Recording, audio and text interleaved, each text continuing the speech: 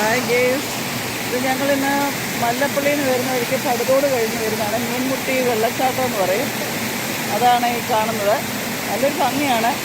എല്ലാവരും ഇവിടെ കിടന്ന് വരണം, കാണണം. ഇതാണ് കാണാൻ നല്ല ഭംഗിയാണ്. എല്ലാവരും ഇവിടെ കിടന്ന് വരണം കാണാനായിട്ട്.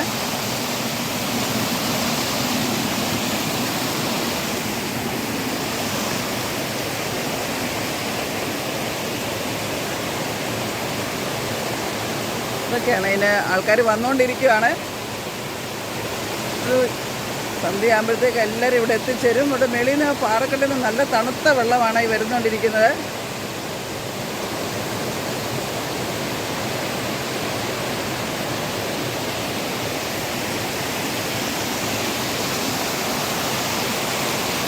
ഇങ്ങനെ ചെല്ലും.